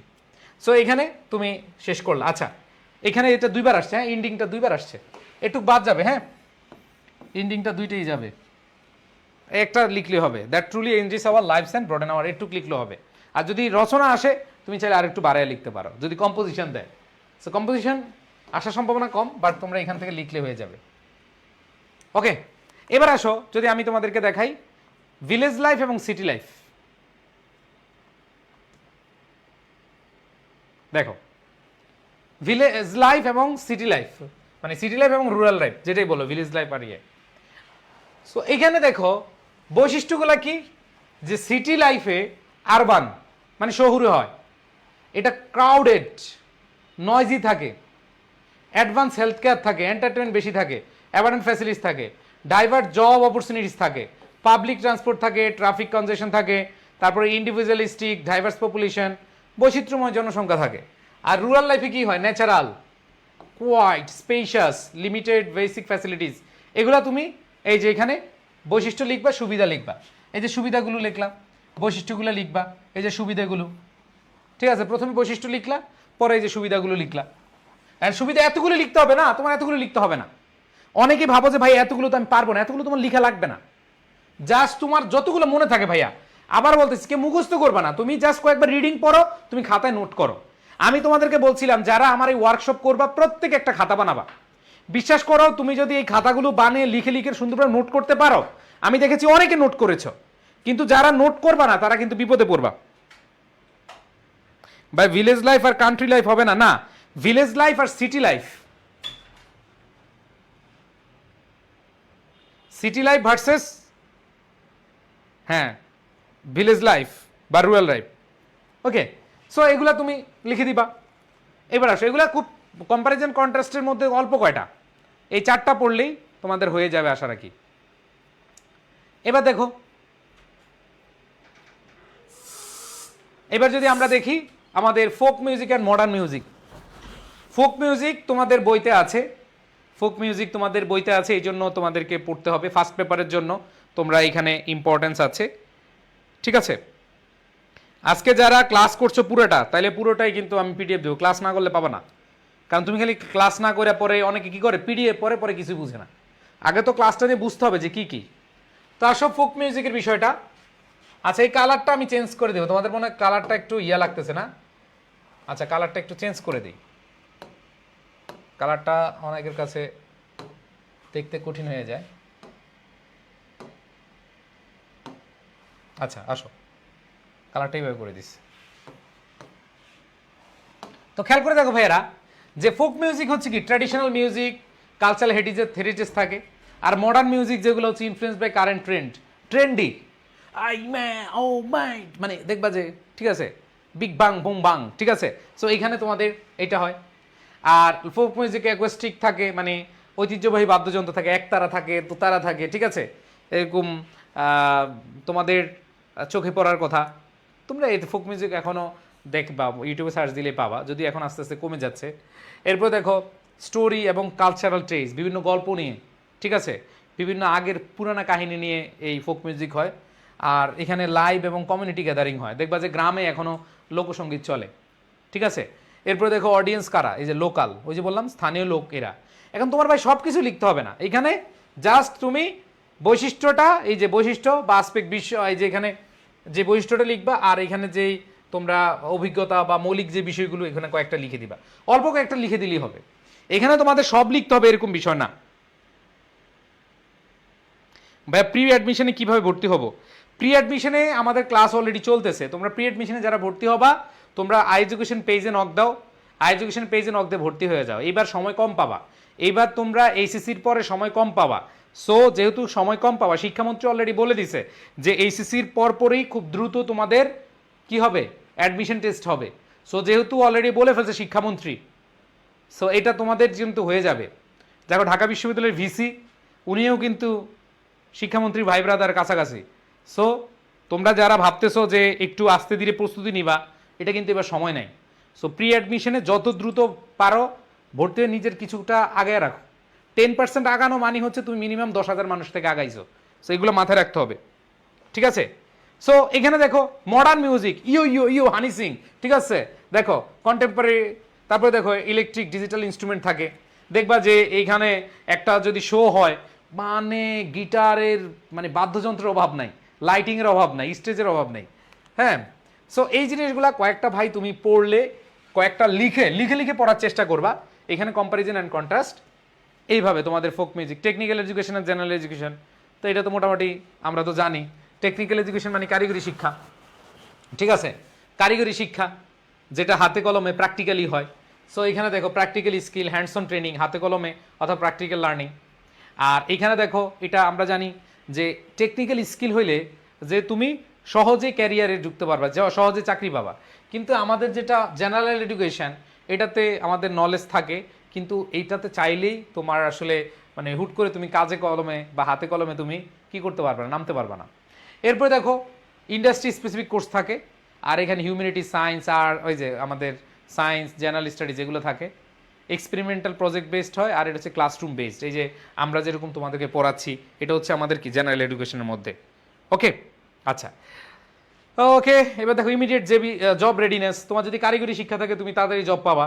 হ্যাঁ, আর তোমার যদি general education থাকে তোমাকে কি করতে হবে, তোমাকে শিক্ষাগত ভিত্তিক তোমার সার্টিফিকেট দেখবে, তোমাকে আরও পরীক্ষা দিতে হবে, তারপরে তোমার কি হয়, চাকরি হয়। ঠিক আছে, ওকে, শেষ। সো এখানে আসে আরেকটা আছে অনলাইন ভার্সেস অফলাইন, ওইটা আমি তোমাদেরকে পিডিএফে দিয়ে দিব। অনলাইন ভার্সেস অফলাইন ওইটা আমি পিডিএফ দিয়ে দিব। এখন আসো তোমাদের এইটা ইম্পর্টেন্স রিলেটেড, খুব ইম্পর্টেন্ট, একটা দিয়ে তুমি 5টা পারবা। ইম্পর্টেন্স রিলেটেড ধরো আসলো তোমার importance of moral values, games and sports, অথবা আসলো ট্রি প্ল্যান্টেশন, অথবা female education, learning English. So তোমরা জানো যে তোমাদের এইটা কোথাও না কোথায় আসবে, হয় লেটার অথবা প্যারাগ্রাফ।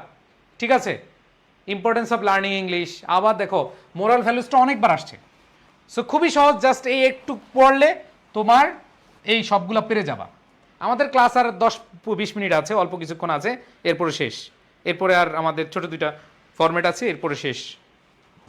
ওকে, আচ্ছা। সো খেয়াল করে দেখো, এইখানে আমি তোমাদেরকে বলবো যে এই ফরম্যাটটা তোমরা কয়েকবার রিডিং পড়বা।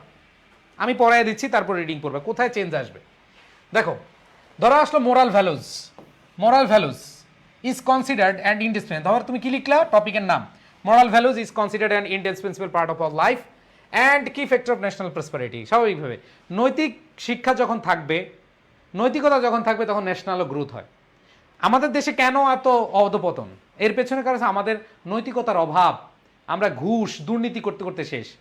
এবং অনেকে বলে ভাই এটার সাথে এই লাইনটা কি লেখা যাবে, মোরাল ভ্যালুর সাথে? হ্যাঁ, লেখা যাবে। তোমার ন্যাশনাল প্রসপারিটি, ধরো জাতীয় উন্নতির জন্য তোমার নৈতিকতা থাকতে হবে। ধরো আমাদের দেশের ম্যাক্সিমাম আমলারা, সত্যিকার অর্থে ম্যাক্সিমাম সরকারি লোকরা হয়তো 20% ভালো আছে, 80% লোকরা হচ্ছে দুর্নীতিবাজ। এটা বললে অনেকে আবার গুলি করতে পারে, কিছু করার নেই। And that's true. সরকারি চাকরিতে যেই বেতন, এই বেতন দিয়ে তো আসলে তো হয় না। অ্যান্ড পরিস্থিতি, পরিবেশ হয়ে যাচ্ছে। ঢাকা শহর একটা ভালো বাসায় থাকতে গেলে মিনিমাম 40,000 টাকা লাগে। সো বেতন সুযোগ সুবিধার থেকে একটু পিছিয়ে থাকার কারণে হয়তো এটা বেশি, কিন্তু অনেকে ভালো আছে, অনেক আমি দেখেছি, অনেক অনেস্ট অফিসিয়ালস আছে, কিন্তু হচ্ছে ম্যাক্সিমাম দুর্নীতিবাজ। সো এটা লিখতে পারবা তোমরা। এবার দেখো in this competitive modern era the significance of moral values, দেখো significance of moral values is beyond description. তাহলে এই টপিকের নামটা বসাই দিলাম, মোরাল ভ্যালুজ। এবার দেখো ইট acts as a catalyst in shaping our personality and guiding us toward successful future. লিখলা। the contribution of, এবার তুমি লিখতে পারো ইম্পর্টেন্স অফ, এখানে কন্ট্রিবিউশন না লিখে দ্য ইম্পর্টেন্স অফ এখানে, অথবা the contribution of moral values, অথবা the importance of moral values are manifold. Manifold অর্থ হচ্ছে বহুমুখী, বহুমুখী, বহুমুখী। ফার্স্টলি, এবার দেখো তুমি কি লিখতে পারো, মোরাল ভ্যালুজ যখন আসবে, it helps, firstly it helps us to distinguish between right and রং। যে এটা সবার আগে আমাদেরকে কোনটা সঠিক কোনটা ব্যাঠিক এটা শেখাবে। এরপর বলছে and builds a noble character, এবং একটা ভালো চরিত্র, মহৎ চরিত্র কি করবে, গঠন করবে। এইটুক লিখলেই ভাই তুমি নাম্বার পাবা। ঠিক আছে, এরপর বাকিগুলো তুমি লিখো। তাহলে তুমি দেখো ফার্স্টলি লিখলে কি, ফার্স্টলি ইট হেল্পস, মনে রাখবা যদি তুমি এভাবে লিখো, জানো একটা প্রথমটা লিখলা it helps us to distinguish between right and wrong, secondly it builds a noble character, secondly এটা লিখলা। এখন তুমি যদি আরেকটা লিখতে চাও, তোমার মন চায় তুমি আরেকটা লিখতে পারো, বাট আমি বলবো ভাই তুমি এই দুইটা লিখো, এত বেশি তোমার মাথায় ঢুকবে না, আমি ছোট ছোট করে দিছি, এবং এগুলো লিখলে তুমি নম্বর পাবা। তুমি থার্ডলি লেখার দরকার না, মোরওভার লিখার দরকার নাই। এইবার তুমি দুইটা লেখার পরে লিখবা unfortunately a significant portion of our population is still unaware of true value of moral values. To ensure a brighter future and progressive society, we must realize its necessity at every level. The government, along with conscious citizens, should take effective initiative to promote moral values and create mass awareness. In conclusion, it can be said that moral value is cornerstone of a civilized and prosperous nation. We must all work together to uphold its spirit and integrate it into our daily lives for the collective welfare of society or country. So এইটা যদি তুমি কয়েকবার পড়ো, মানে সবগুলোর ক্ষেত্রে দেখো, এবার আসো গেমস এন্ড স্পোর্টস বসাইলা, দেখো games and sports is considered indispensable part, লিখলা খেলাধুলা লিখলা। এবার আবার এখানে খেলাধুলা লিখলা, এবার এখানে দুইটা লিখবা, ফার্স্টলি দিয়ে লিখবে কি, games and sports keeps our body fit.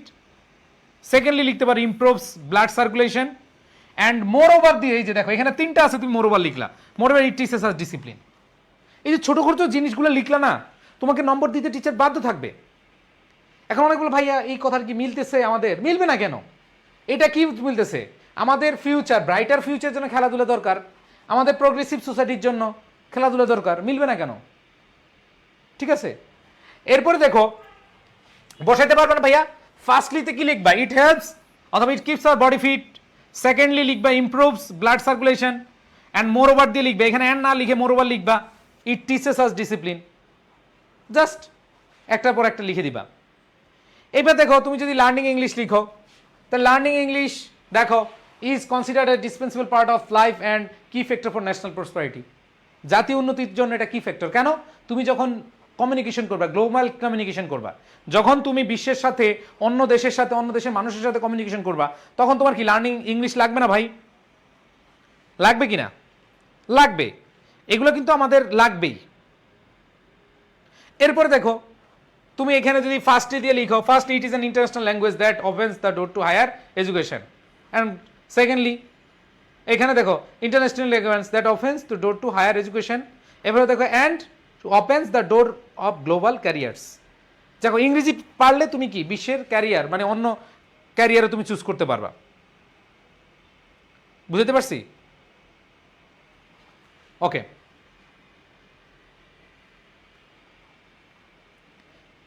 ভাইয়া শিউরে প্লাস কি কম্প্যারিজন কন্টেস্ট দেওয়া আছে? হ্যাঁ দেখো আমি বলি তোমাদের অনেকেই যারা ফার্স্ট পেপার নিয়েছো, শিউরে প্লাস কিন্তু দুইটা। ফার্স্ট পেপারে অনেকে বলে ভাইয়া সেকেন্ড পেপার রিপোর্ট রাইটিং কেন নাই, এটা ফার্স্ট পেপারের বই। এবং এইটা কিভাবে পড়বা আমি একটু বলে দিই, অনেকে নিয়েছো তো আমি একটু বলে দিচ্ছি, তারপরেও আমি তোমাদের বলি যে কিভাবে পড়বা। এখানে দেখো তোমাদের 15 দিন লাগবে এই বইটা শেষ করতে, মাত্র 15 দিন। কিভাবে? প্রত্যেকদিন দুইটা প্যাসেজ তুমি প্র্যাকটিস করতে পারবা না বলো তো?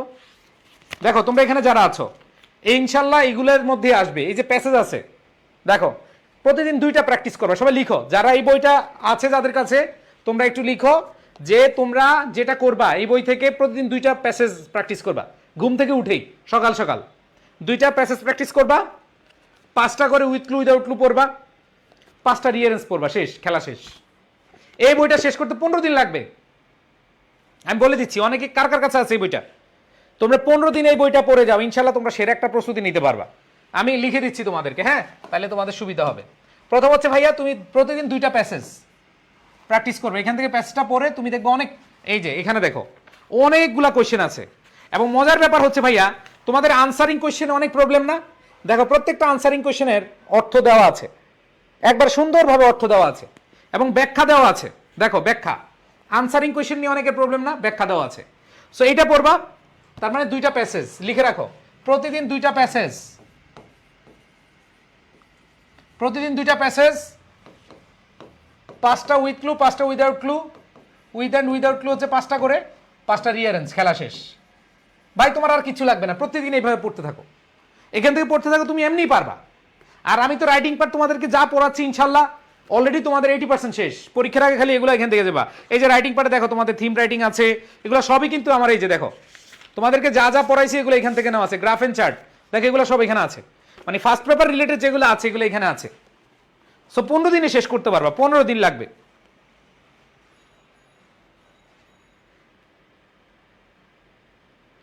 হ্যাঁ সকালবেলায় পড়ে ফেলবা, যাদের ইংরেজিতে প্রবলেম সকালে পড়ে ফেলবা।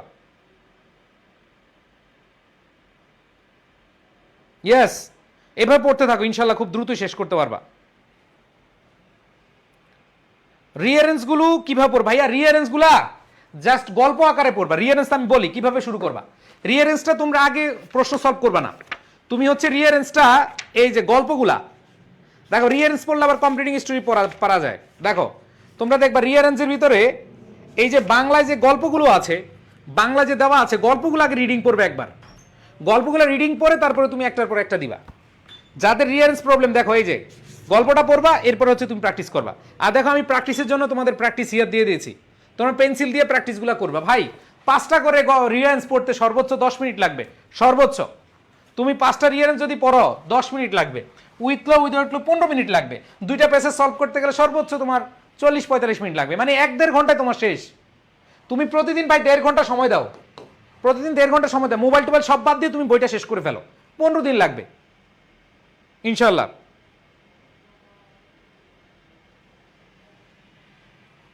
এটা 26 ব্যাচের যারা আছো তারা নিও, 25 ব্যাচের যেহেতু শর্ট সিলেবাস, তোমরা শর্ট সিলেবাসে যেগুলো আছে ওগুলো পড়বা, কিন্তু তোমাদের অন্যগুলা কাজে লাগবে।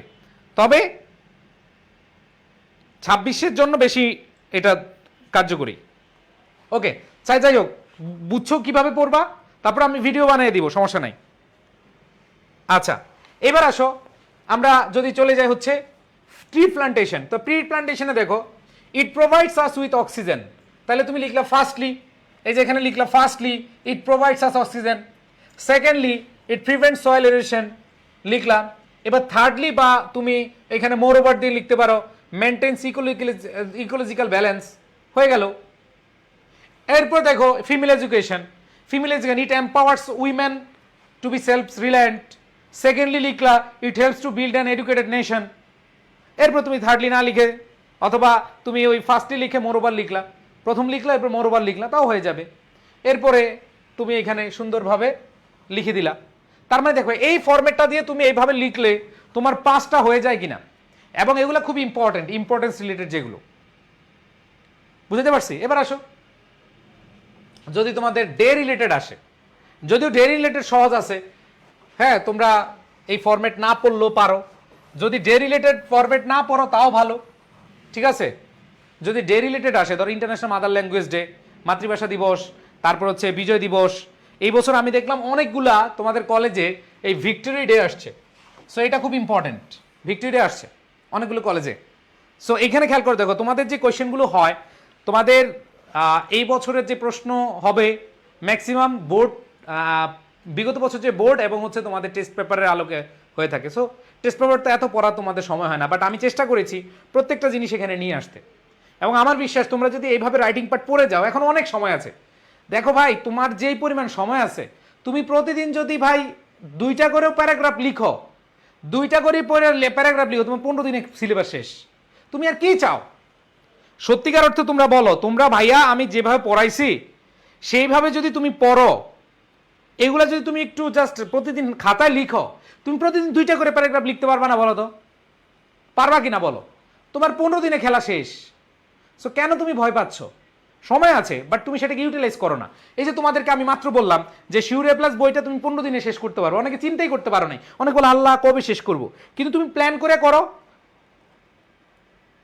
ভাই এটা কিভাবে নিব ভাইয়া?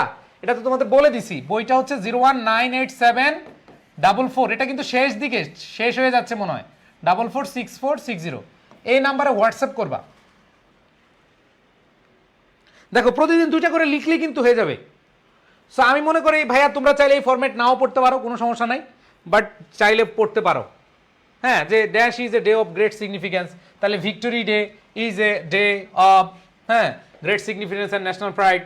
হ্যাঁ, এরপরে তুমি চাইলে ওইখানে ভিক্টোরি ডের সাথে হচ্ছে তুমি লিখবা 16 ডিসেম্বর, 16 ডিসেম্বর, ঠিক আছে, লিখে দিলা। তারপরে দেখো it is observed with mass enthusiasm and solemnity across the country. The history of this day deeply rooted in our struggle and cultural identity. Every year people from all walks of life join together to celebrate the spirit of Victory Day. The day begins with various traditional programs. এবার specific কিছু line লিখবা, যেমন victory day যদি আসে, it marks our final victory over the Pakistani, হ্যাঁ, occupation forces on 16 December 1971 after a 9-month long bloody war. তো তুমি এখানে এটা লিখবা, ঠিক আছে, তুমি এই স্পেসিফিক লাইন লিখে দিলা, জাস্ট ভিক্টোরি ডের জন্য এটা লিখলা। আবার দেখো ইন্ডিপেন্ডেন্স ডে যদি আসে, on this day 26 March the formal declaration of our independence was made and starting our heroic struggle for freedom. তো এগুলা কে জানো না যে ইন্ডিপেন্ডেন্স ডে 26 মার্চ? অনেকেই জানে না, হ্যাঁ অনেকেই আসে, অনেকে জানে না কিন্তু এগুলো। বা ইংলিশ সেকেন্ড পেপারটা কবে আসবে? ইংলিশ সেকেন্ড পেপারটা শনিবার, রবিবার, সোমবারের দিকে চলে আসবে। হ্যাঁ, অলরেডি এটা আমরা দিয়ে দিব, এটা খুব দ্রুতই পেয়ে যাবা। ঠিক আছে, এই শিওর এ প্লাস এটা আগের আমাদের, তবে এটা আমরা ছোট করে সাজেশন আকারে দিচ্ছি এবার। সো এটা নেক্সট উইকে পাবা। 15 দিন লাগবে ভাই, তোমরা যদি ভালো করে পড়ো 15 দিন লাগবে। সো এরপর দেখো international mother language day, it reminds us the language martyrs of 1952। Just ওই যে ইতিহাসটা একটু তোমাকে তুলে ধরতে হবে, কারণ এটা কেন হয়েছে এটা যদি স্পেসিফিক না লিখো তাহলে তো নাম্বার দিবে না। So who is sacrifice their life, Sikh our mother tongue Bangla. এখন ভাইয়া যদি তুমি এক ফরম্যাটে শিখো তাহলে আলটিমেটলি কোনো নম্বর পাবা না। এই জন্য আমি তোমাদেরকে জাস্ট দিলাম কোন জায়গার জন্য কোনটা বসাইবা। এবং তুমি বেশি না, এই 4টা তুমি দেখে দেখে লিখবা, দেখবা তোমার মুখস্থ হয়ে গেছে। এই 4টা তুমি দেখে দেখে লিখো, তোমরা সবাই এই 4টা মুখে মানে দেখে দেখে লিখবা, দেখবা তুমি এমনি পারছো। ওকে, বা সেকেন্ড পেপার শিওর এ প্লাস বই কিভাবে পড়বো? সেকেন্ড পেপার শিওর এ প্লাস বই হচ্ছে বোর্ড কোশ্চেনগুলো 2 বছরের যে বোর্ড আছে এগুলো তুমি ব্যাখ্যা সহ বুঝে বুঝে পড়ো, গ্রামারটা। আর রাইটিং পার্ট তো আমি যেভাবে পড়াচ্ছি এনাফ। ঠিক আছে, আর ওইখান থেকে তুমি চাইলে দেখে দেখে পড়তে পারো। যেমন কম্পারিজন এন্ড কন্ট্রাস্ট, যেমন আজকে কম্পারিজন কন্ট্রাস্টটা এখানে আছে, তো ওইখানে তোমাদের যদি কম্পোজিশন আকার বড় করে দেওয়া আছে, একটু দেখবা বইতে একটু বড় করে দেওয়া আছে। এখন তুমি বড় করে দেওয়া মানে কি, তুমি হচ্ছে প্যারাগ্রাফের জন্য পড়ে ফেললা, কম্পোজিশনের জন্য পড়ে ফেললা। বুঝতে পারছি? সো এগুলো আসলে ডিপেন্ড করতেছে তুমি কতটুকু ভালোভাবে পড়তেছো। ওকে, আচ্ছা। সো এরপর দেখো পয়লা বৈশাখ। পয়লা বৈশাখে তুমি কি করো? মঙ্গল শোভাযাত্রা, পান্তা ইলিশ, ট্রেডিশনাল ফেয়ার্স, তারপর হচ্ছে marking the beginning of Bengali new year, Bangla নববর্ষ। সো এইখানে খেয়াল করে দেখো, জাস্ট তুমি দেখা দেখা যদি প্রতিদিন 2টা করে প্যারাগ্রাফ লিখো, এই ফরম্যাটগুলোই লিখো, তোমার ভাই পড়া লাগবে না। সো তোমরা আসলে রুটিন করতে পারো না। তোমাদের কি সবার রুটিন আছে? বলে ইংরেজির কোনো রুটিন আছে? নাই মনে হয়। রুটিন করা আছে বাসায়? ওকে, এবার আসো ইউজেস অ্যান্ড অ্যাবিউজেস অফ। এটা তোমাদের দেখো ইন্টারনেটের ব্যবহার, সুবিধা অসুবিধা, ফেসবুকের ব্যবহার সুবিধা অসুবিধা, ইন্টারনেটের, সোশ্যাল মিডিয়া অথবা আর্টিফিশিয়াল এআই। তোমাদের এবার এআই দিয়ে আসতে পারে, এআই দিয়ে যদি আসে টেনশন করার কিছু নাই। আর্টিফিশিয়াল ইন্টেলিজেন্স এটা ইম্পর্টেন্ট। সো আর্টিফিশিয়াল ইন্টেলিজেন্স যদি আসে তাহলে তুমি এখানে ইউজ অ্যান্ড জিভিজেসের মানে এই ফরম্যাটটা ইউজ করতে পারো, তবে সেইখানে অ্যাডভান্টেজ অ্যান্ড ডিসঅ্যাডভান্টেজগুলো এখানে কি একটু তোমাদেরকে পড়তে হবে। সো আমি তোমাদেরকে পিডিএফ এগুলো সুন্দরভাবে দিয়ে দিব। Okay, by first paper writing part দেওয়া আছে। হ্যাঁ, ফার্স্ট পেপার রাইটিং পার্ট দেওয়া আছে। ওকে, সো খেয়াল করে দেখো ভাইয়া, এখানে আমি যদি তোমাদেরকে দেখাই, আমি যদি তোমাদেরকে বলি, দেখো কি বলা আছে এখানে। আমরা লিখবো dash is one of the most remarkable invention, তাহলে এটা ফেসবুক লিখো, সোশ্যাল মিডিয়া লিখো, অথবা এআই, তাহলে artificial intelligence one of the most remarkable invention of modern science. In the age of globalization it has become essential part of daily life. The impact of dash on society is immense. তাহলে impact of social media, Facebook অথবা তোমার internet অথবা artificial intelligence, যেটা আসুক এটা লিখলা। এরপরে দেখো it has, দেখো এখানে বলেছে as it has revolutionized the way we communicate and share information. তো প্রত্যেকটা জিনিস তুমি এআই কমিউনিকেট করো, ফেসবুক কমিউনিকেট করো, ইন্টারনেট কমিউনিকেট করো, একই যেটাই আসুক এখানে এগুলা সব আলাদা আলাদা। ফেসবুক আসুক, ইন্টারনেট আসুক, সোশ্যাল মিডিয়া আসুক, তুমি এরকম অ্যাবিউজ, ইউজ অথবা হচ্ছে অ্যাডভান্টেজ ডিসঅ্যাডভান্টেজ আসলে এভাবে লিখবা। এরপরে দেখো there are many advantages to using dash. To using কি, তোমার এখানে যেটাই হোক আসবে। It allows us to connect with people globally, stay updated with the latest news and access a vast world of knowledge within seconds. এইখানে তুমি 2-1টা লিখলা। যেমন Facebook যদি সোশ্যাল মিডিয়া আসে তাহলে তুমি কি লিখবা? It connects us the friends and helps in social networking. এবার এটা ডিসঅ্যাডভান্টেজ কি লিখবা? Fake news. দেখবা সোশ্যাল মিডিয়ায় অনেক অহরহ ফেক নিউজ, ভুয়া নিউজ কিন্তু হয়। ঠিক আছে, এরপরে খেয়াল করে দেখো কজেস মেন্টাল স্ট্রেস। এবং এই যে ফেক নিউজের কারণে মেন্টাল, এখন এআই দিয়া, ওরে বাবারে, এআই এর ক্ষেত্রেও তোমরা দেখবা যে এআই দিয়ে কি করে, এআই দিয়ে তোমার কি করে ফেক নিউজ বানায়, এতে মেন্টাল স্ট্রেস হয়। এখন আমি গাজর রে আমারে তোরা খাবি, ঠিক আছে। আবার দেখো যে হুট করে দেখবা যে এআই দিয়া শেখ হাসিনা হুট করে ঢুকে পড়ছে, আবার এআই দিয়া দেখবা যে তোমারে নাচাইতেছে, ঠিক আছে। সো এআই দিয়ে আমাদের অনেক ডিসঅ্যাডভান্টেজ আছে, অ্যাডভান্টেজও আছে, ঠিক আছে। আবার দেখো যদি ইন্টারনেট আসে, huge warehouse of information, যেমন এআই দিয়ে তুমি এটা অ্যাডভান্টেজ লিখতে পারো। আবার risk of hacking and exposure to harmful content. So এগুলো কিন্তু সেম জিনিস। যদি ফেসবুক আসে sharing photos, thoughts and keeping in touch with family. এখন ফেসবুক না এসে যদি ইনস্টাগ্রাম আসে, তো ইনস্টাগ্রাম আসলে তুমি লিখতে পারবে না ভাই। এই জন্য ভাই আমি ফরম্যাটগুলো আলাদা আলাদা সুন্দরভাবে তোমাদের শিখাচ্ছি। এবং দেখো তুমি এগুলো লিখলে নম্বর পাবাই, কারণ কি তোমাকে সেভাবে আমি লিখে দিয়েছি। আবার দেখো এটা loss of privacy and addiction among teenagers, addiction. এবং দেখো যে তোমরা যারা আছো এই বয়সে অনেক বেশি তোমরা আসক্ত হয়ে গেছো, অ্যাডিক্টেড হয়ে গেছো, তাই না? ভাই গ্রামারের একটা ওয়ার্কশপ আনেন না, তোমরা পাত্তা দিচ্ছ না, তোমাদের মাগনা পায়া তোমরা আর পাচ্ছ না। আচ্ছা, সো আমরা এই সপ্তাহে আমরা আর 2 দিনের মধ্যে আমাদের কি রাইটিং পার্ট শেষ হয়ে যাচ্ছে, কম্পোজিশন আছে আর হচ্ছে তোমাদের কমপ্লিটিং স্টোরি আছে। এই 2টা শেষ করে আমরা শেষ করব ইংরেজি। এরপর আমাদের পেড বেসেরও আমি 2 সপ্তাহ ক্লাস অফ রেখেছি। সো পেড বেসের যে টপিকগুলো আছে সেগুলো পড়াবো, ধুমায়া পড়াবো ইনশাল্লাহ। এছাড়া তোমরা অনেকে রিকোয়েস্ট করতেছো যে তোমাদের ফার্স্ট পেপার এবং সেকেন্ড পেপারের একটা ছোট্ট গ্রামারের এবং প্যাসেজের বা হচ্ছে এই যে রিয়ারেন্স এগুলার জন্য তোমাদেরকে আমি অনেকে বলতেছো, ভাবতেছি যে একটা ক্র্যাশ কিছু করা যায় কিনা খুব অল্প টাকার মধ্যে। এখন অনেক অল্প টাকা কেন দিবেন? কারণ বাঙালি মাগনা পাইলে পাত্তা দেন। এই যে তোমরা কমেন্টে দেখবা আইসা কি গল্প গুজব, আর পাবলিকলি ক্লাস নিব না। আমি বুঝে গেছি, একটা আমার হয়ে গেছে, মানে এটাকে কি বলে, শিক্ষা হয়ে গেছে যে ভালো জিনিস দিতে গেলে তোমরা ভালোভাবে নাও না। মানে এমনও কোনো ক্লাস আমি দেখি নাই যে কমেন্টে উল্টাপাল্টা জিনিস কমেন্টে আছে। এবং আমি বলছি যে আমরা যদি অল্প কিছু কোনো কিছুর জন্য পে করি সেটা মানুষ গুরুত্ব দেয়, যখন মানুষ পে করে না তখন আর গুরুত্ব দেয় না। আমি তোমাদেরকে বলবো যে তোমরা এখানে যারা আসো তোমাদের প্রতি অনেক ভালোবাসা, কিন্তু আমি না আসলে এই ওয়ার্কশপ করাইতে গিয়ে নিজের অনেক অভিজ্ঞতা পাইলাম। মানুষ আসলে মানে মাগনা পাইলে মূল্যায়ন করে না, গুরুত্বই দেয় না। বিশ্বাস করো আমি 2 দিন অসুস্থ ছিলাম, আমি কালকে সারাদিন বেড রেস্টে ছিলাম, তারপরও কিছু বলেন স্যার ক্লাস নেবেন না। তোমরা জাস্ট একটু চিন্তা করো, আমি মানুষটা অসুস্থ, আমি কালকে হচ্ছে সেই যে বিকালে শুইছি একটু রাত উঠছে, আমি আজকে সকালে ঘুমায়া একটু আমার ভালো লাগছে তখন আমি আজকে অফিসে আসছি। বিশ্বাস করো যে খুব কষ্ট হয়, এই ক্লাসগুলো নেওয়ার জন্য অনেক কষ্ট করতে হয়। মানে সারাটা দিন শুধু স্লাইড মেকিং, এই বিশ্লেষণ, তোমাদের টেস্ট পেপার দেখতে হয়, অনেক কিছু দেখতে হয়, ঠিক আছে?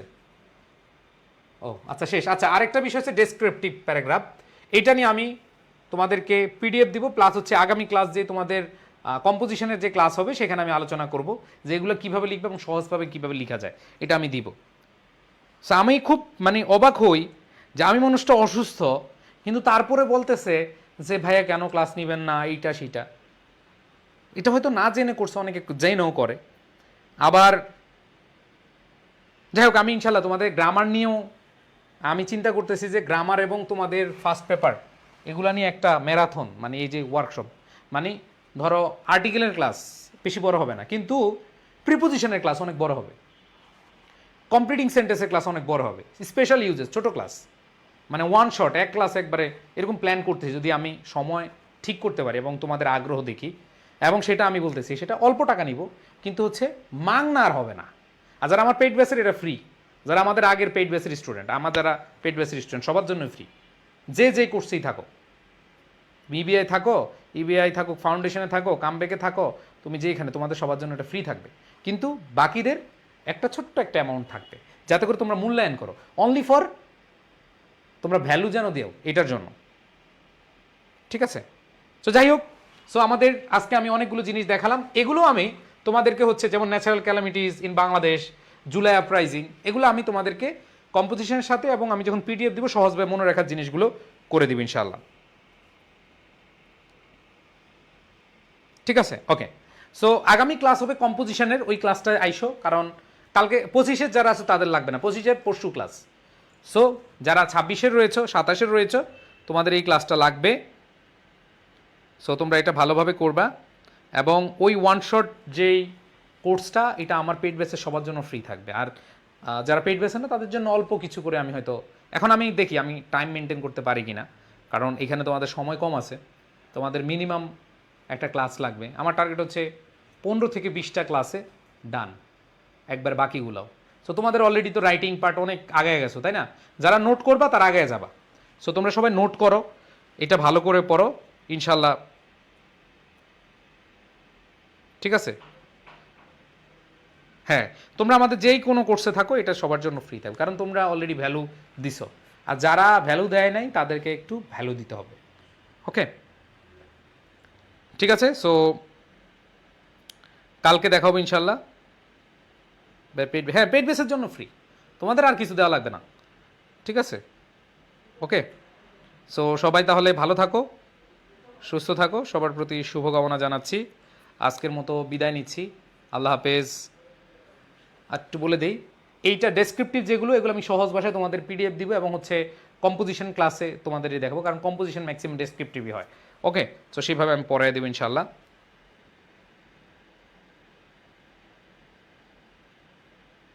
ওকে, সো সবাই একটু নোট করার চেষ্টা করবা। আর পিডিএফটা আমি কালকে সকালে দিব। আমি শুধু শুধু এখন ইয়ে করার দরকার না, এখন একটু রেস্ট নিয়ে খাওয়া দাওয়া করে অন্য সাবজেক্ট পড়ে ঘুমিয়ে যাও, সকালে ইনশাল্লাহ পেয়ে যাবা। ঠিক আছে, সবাই ভালো থাকো, সুস্থ থাকো, আল্লাহ হাফেজ, আসসালামু আলাইকুম রহমতুল্লাহ।